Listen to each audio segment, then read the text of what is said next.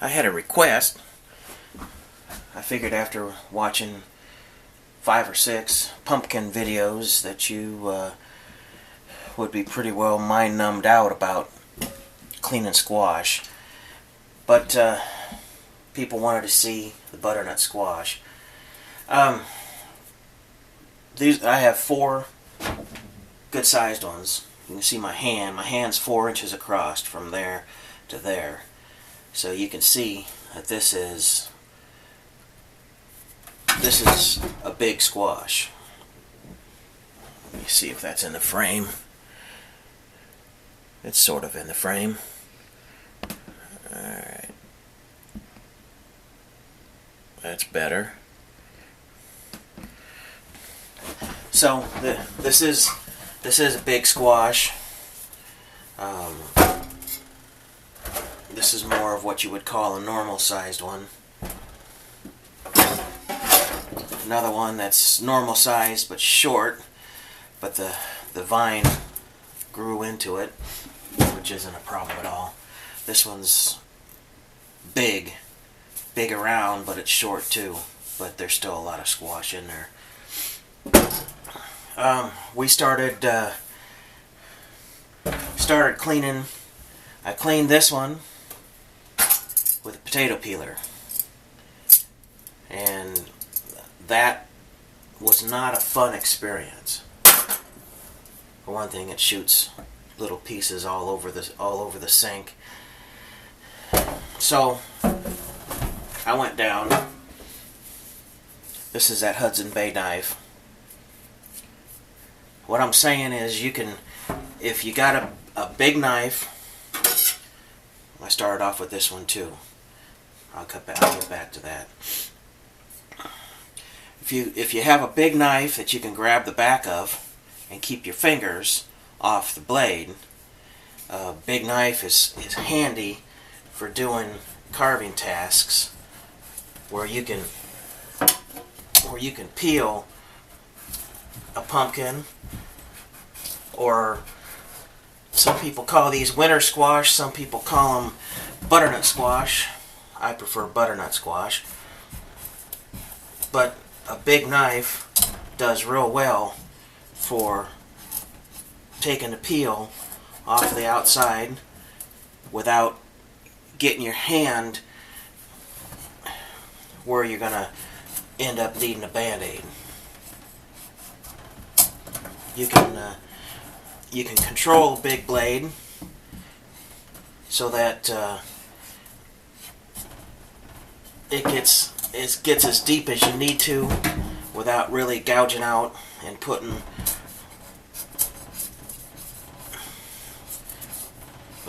what you came after into the waste pile.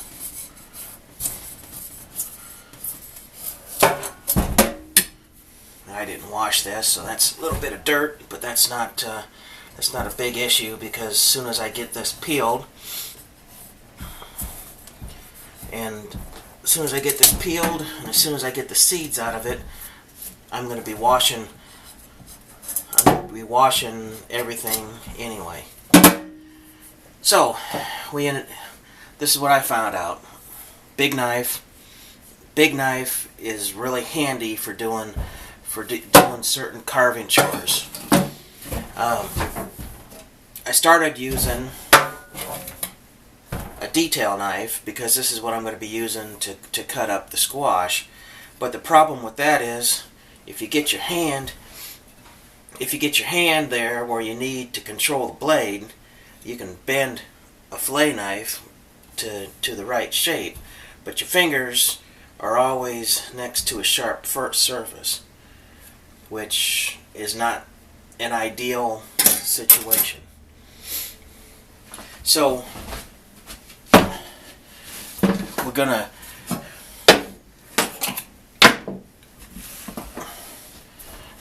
being we're done with the demonstration on that one. I peeled this one with a potato peeler. It's fairly clean. Some people insist that you peel these green lines out, but if you look, these green lines don't go in very far. So by the time you get done boiling, this squash, you're not even going to know that they're there. So you got one part of a squash that's peeled, you got the seeds. In the other part, what I end up doing is just taking a big spoon,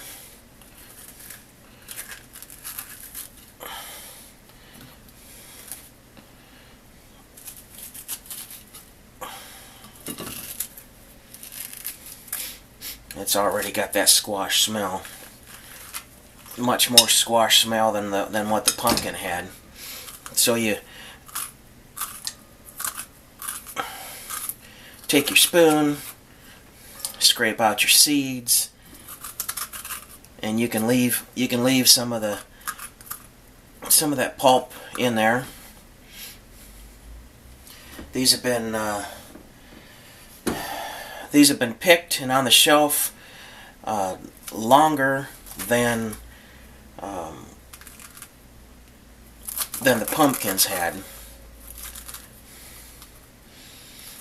And I can already smell the sugar in this squash. So I know the enzymes that I talked about earlier have been working on the squash flesh here too. This is a 25-cent stainless steel mixing bowl that I got at the Goodwill store. All right, so seeds are cleaned out.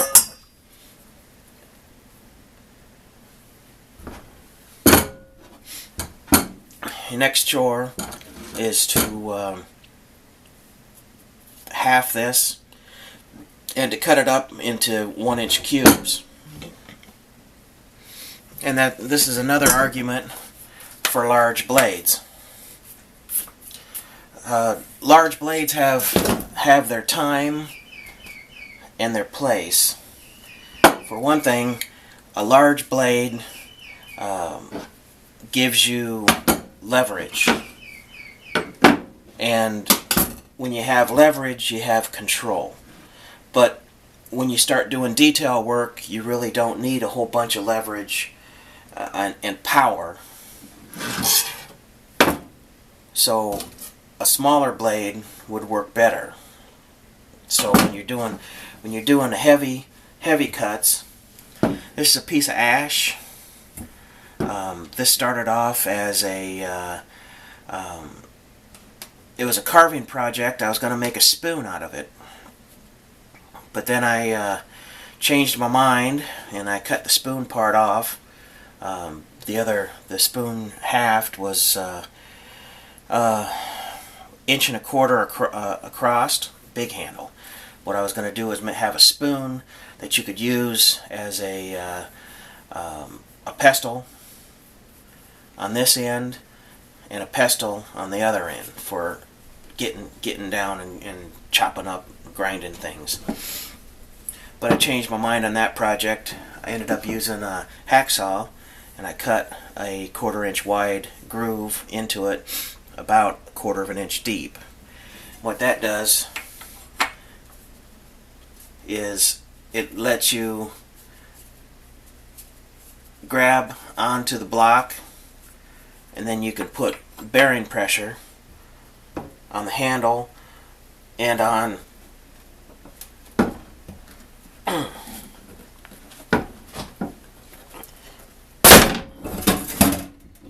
like that. Yeah. That split like cordwood. So, you take a smaller knife. A smaller knife is working better than the bigger knife. So there's times and applications for everything. This is still considered a big knife, but it's smaller than that one. And for the most part, it worked better because this has got a more aggressive grind angle from the tip up to here. This one here is a thinner blade. It's a thinner blade, but it's flat ground from the spine down to the edge, and then it's ground on the edge for the other angle. This one here is the entire bevel is down by the edge. So this makes a good chopper. This makes a good chopper. This one makes a better slicer. But they're both heavy. They're both heavy. They're advertised at 3/16, but it's actually 5 millimeter thick on the back spine. So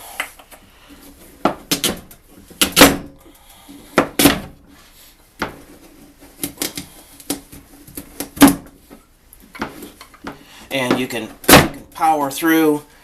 You can power through, or you can use a little finesse on this. You can chop with this, or you can slice it or rock it, and it'll go through and do your chores. I'm happy with the way this is working so far. So we'll move this off to the side, and we'll make this smaller pieces.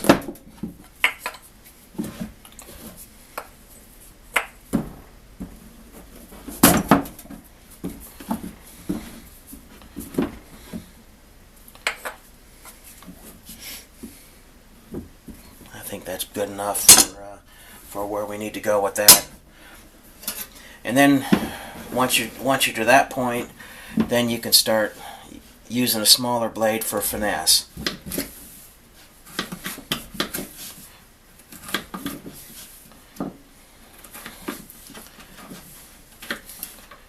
And you need basically 1-inch cubes. I'm not going to can this. I'm going to cook these up until they're thoroughly cooked and tender, and then I'm going to run them through the blender and then bag them for freezing. To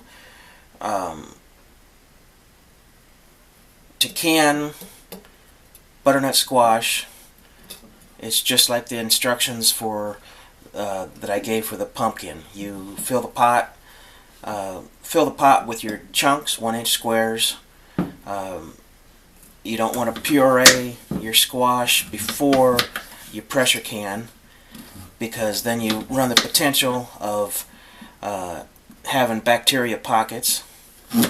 But if you use chunks, then you've got a chance for the water to circulate around the chunks in the cooking pot, and then that'll lead to more thorough cooking. So you fill the pot and with water until everything is covered, just like the pumpkin. These will reduce a little bit in the pot, so you're not going to have as full of a pot when you're done boiling as when you started. These will you bring the water to a complete boil, and as soon as it's at a rapid boil, you boil everything for 3 minutes, and then keep the heat on your pot, and then you take a strainer and you strain the chunks out of the pot. Fill your canning jars with in pints or in quarts, and then you top up you top everything up with your boil water.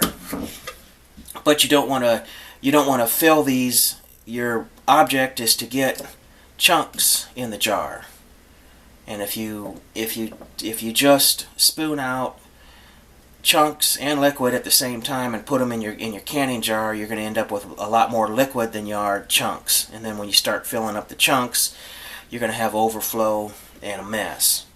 and the overflowing mess is going to be 212-degree boiling sugar water that just creates a danger. So just strain your pieces, and then when you're done, deal with your liquid. Well, you fill your jars, and then you fill your jars, and then when you're done, you clean the edges, put a new lid on, put the band on tight, put it in your pressure cooker, and it is 55 minutes for pints, and it's 90 minutes for a quart. But and that's at 15 pounds of pressure. So follow all the instructions and the safety thing for the pressure cooking. Or you can just boil these in a big pot, and when you're done, you can freeze it. But you're going to end up, when you're freezing it, you're not going to want a whole bunch of liquid in the chunks that you put into your blender. So you'll end up straining out a whole bunch of boiled liquid, but that's going to have a bunch of the sugars and a bunch of the flavor and the nutrients from the squash. So you could put that into a jar and just hot bath can it without having to pressure cook it, and that juice will be a good filler for pastries, for cooking. You could make a beer out of it. There's a lot of different things that you can do with that liquid besides just throwing it down the drain, because it's like potato water. Potato water is very good to use on your potted plants.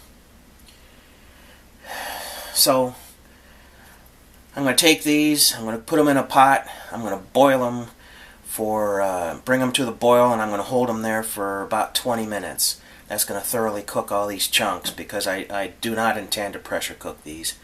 I'm going to cook these thoroughly. I'm going to strain them, and I'm going to run them through my blender, and then I'm going to freeze these 2 cups to a bag, and then I'll have pretty much everything that I need for any recipe that I want to make over the winter time. So I'm not going to show all them steps, because I showed most of them, except for the bagging process. I showed most of them on the pumpkin videos. So there we go. And we're out of here.